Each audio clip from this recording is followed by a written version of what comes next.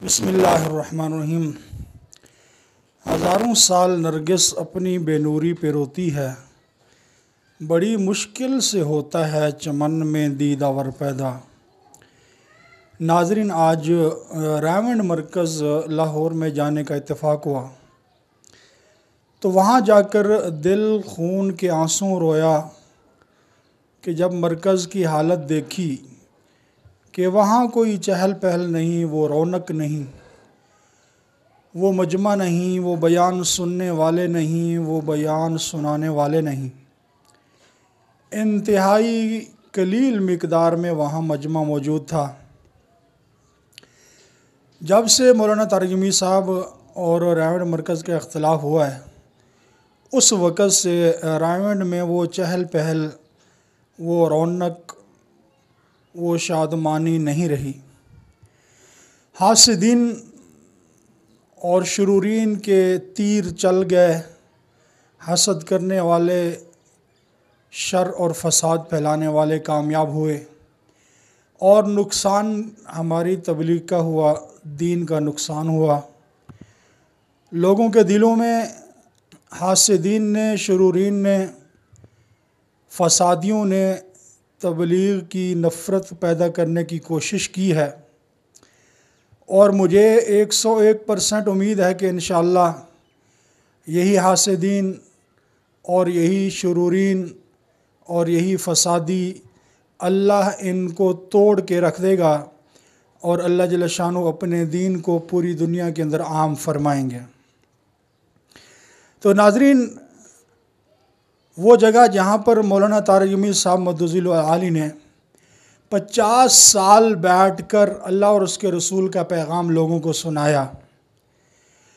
50 سال تک اس امت کے لیے روئے، اور اپنی آہوں اور سسکوں کے ذریعے مولانا طارق جمیل صاحب نے امت کے فیصلے اللہ سے کروائے، امت کی رہنمائی اور ہدایت کے فیصلے اللہ سے کروائے۔ تو آج میں آپ کو وہ ممبر و محراب دکھاتا ہوں جہاں پر مولانا طارق جمیل صاحب بیٹھ کر لوگوں کو اللہ اور اس کے رسول کی بات سنایا کرتے تھے، اور آج وہ ممبر و محراب مایوس ہیں اور مولانا طارق جمیل صاحب کی راہوں کو دیکھ رہے ہیں۔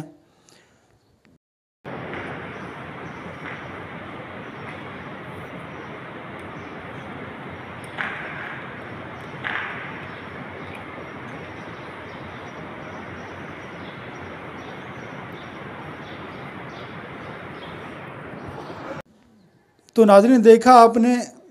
کہ ممبر و محراب، یہ وہ جامع مسجد ہے، ریونڈ کی مرکز کی مسجد ہے، جہاں پہ مولانا طارق جمیل صاحب مدظل العالی بیٹھ کر لوگوں کو اللہ اور اس کے رسول کا پیغام سنایا کرتے تھے۔ آج چند لوگ وہاں پہ موجود ہیں، سننے والے پتہ نہیں کہاں چلے گئے، سنانے والے کہاں چلے گئے۔ تو بہرحال مولانا طارق جمیل صاحب کا یہ سفر 18 سال کی عمر سے شروع ہوا تھا، اور آج ان کی عمر 72 سال ہو گئی ہے۔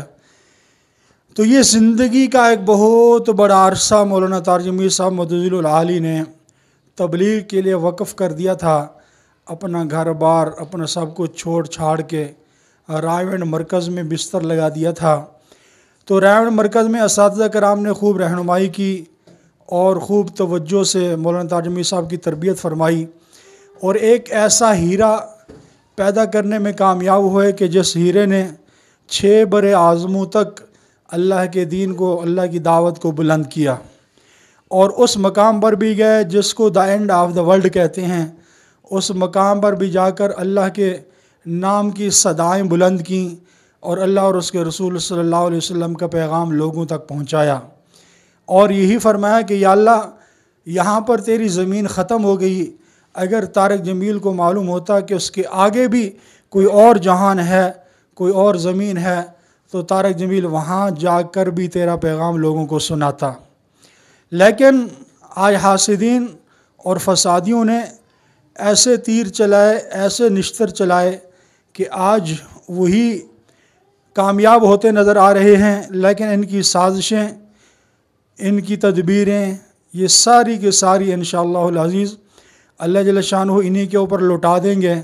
اور اللہ جل شانہ ایک دن وہ دیکھنا نصیب فرمائیں گے جس دن مولانا طارق جمیل صاحب دوبارہ ریونڈ مرکز کے اندر تشریف لائیں گے اور ریونڈ کی جو رونقیں ہیں وہ بحال ہو جائیں گی انشاءاللہ العزیز، اور لوگوں کو وہ جلد دن دیکھنے کو ملے گا۔ ہم سب کی دعا ہے کہ اللہ جل شانہ مولانا طارق جمیل صاحب کو جلد از جلد ریونڈ مرکز میں واپس لائیں اور مرکز کی وہ رونقیں بحال ہو جائیں، اور وہ لوگ جو آپ کی راہیں تک رہے ہیں، مولانا طارق جمیل صاحب کی راہیں تک رہے ہیں اور ان کو جلد از جلد مرکز دیکھنا چاہتے ہیں، اللہ ان کی اس خواہش کو پورا فرمائے، اور اللہ مرتے دم تک مولانا طارق جمیل صاحب سے دین کا کام لیتا رہے، اور حاسدین اور فاسدین کے اللہ فتنے سے مولانا طارق جمیل صاحب اور ریونڈ کو مرکز کو اللہ محفوظ فرمائے۔ وآخر دعوانا الحمدللہ رب العالمین۔